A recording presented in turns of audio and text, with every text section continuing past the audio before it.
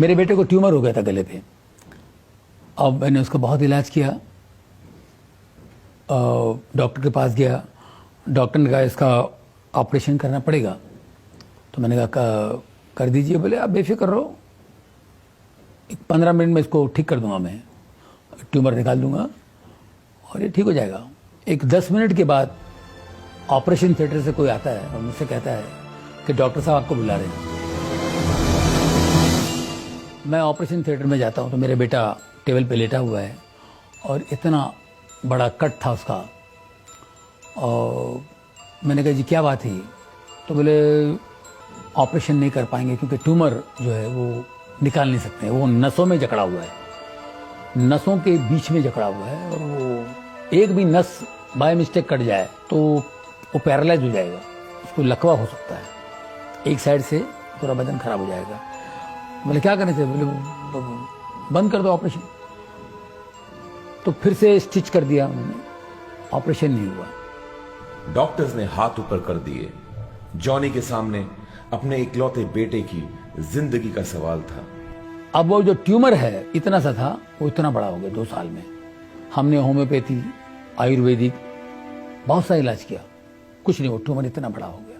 अब वो ना उससे ठीक हो रहा है आयुर्वेदिक से या होम्योपैथिक से, और ऑपरेशन के लिए भी नहीं जा सकते हैं। 2 साल गुजर गए। पहला ऑपरेशन 2000 में था, अब ये 2002 तक का कुछ नहीं हुआ। हमने बहुत से बाबाओं के पास गए, स्वामियों के पास गए, कुंडली जो भविष्यवाणी करते हैं उनके पास गए, ये सब चीजें हुई। बच्चे के लिए इकलौता बेटा है, इसके लिए जो जहां बोले वहां जाते थे।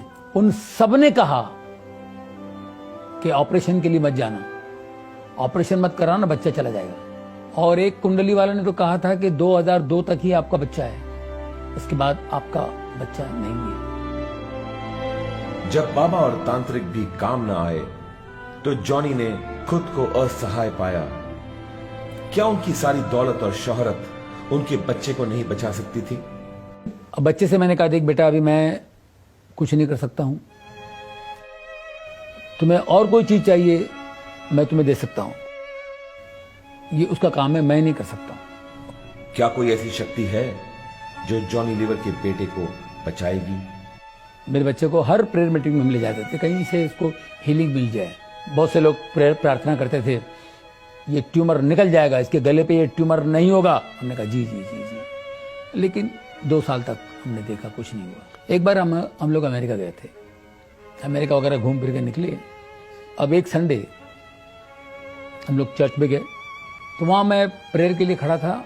जो पास्टर की नज़र पड़ी मेरे बेटे के ट्यूमर पे, तो मैंने कहा जी ये ट्यूमर है। उन्होंने कहा इसको ले जाओ, न्यूयॉर्क में एक हॉस्पिटल है स्लोन केटरिंग, उसमें ले जाओ, ये ठीक हो जाएगा, इसको खुदा ठीक करेगा, तुम खुदा के घर में हो, God is going to heal him, take him to Sloan Kettering hospital, it's a good hospital, God is going to heal him, God is going to heal him. तो 2-3 बार उन्होंने बोला God is going to heal him. मैंने कहा जी जी जी। मुझे बहुत अच्छा लगा। वो ये उन्होंने ये नहीं कहा कि हॉस्पिटल बहुत अच्छा है, वहाँ के डॉक्टर बड़े अच्छे हैं, डॉक्टर्स आपको ठीक करेंगे, डॉक्टर का नाम नहीं लिया, इसको ले जाओ, God is going to heal him. वो बात मुझे टच कर गई। क्या हम हमारी चंगाई के लिए परमेश्वर पर भरोसा कर सकते हैं? मैं बिल्कुल नरक में था, गलतियों में था, पाप में था। क्या आप मेरी प्रार्थना परमेश्वर सुनते हैं? और इतना बड़ा चमत्कार हो सकता है। क्या परमेश्वर पापियों की प्रार्थना को सुनता है? मेरी वाइफ ने कहा चेकअप क्यों करा रहे हैं आप, ऑपरेशन कराना पड़ेगा। और डॉक्टर ने कहा ऑपरेशन करे तो ये होगा, लकवा मारेगा, फलाना होगा, उसकी आंखों की रोशनी जाएगी, ये सब बातें थी। तो मैंने कहा देखो डॉक्टर ने बोला ठीक है, लेकिन गॉड पे विश्वास करना बहुत ज़रूरी है, और जीसस हमारा जिंदा है। मेरी वाइफ ने कहा अगर वो जिंदा है तो आपसे बात करेंगे, आप उनसे पहले पूछिए। अगर वो खुद आपसे बात करते हैं, खुद बोलते हैं कि ऑपरेशन करो, तो ही मैं अपने बच्चे को अलाउ करूंगी, वरना मैं अपने बच्चे को ऑपरेशन के लिए मैं इजाज़त नहीं दूंगी। मेरी वाइफ ऐसे खड़ी थी, मैं भी खड़ा था। मैं तुरंत घुटने टेका और उधर ही प्रार्थना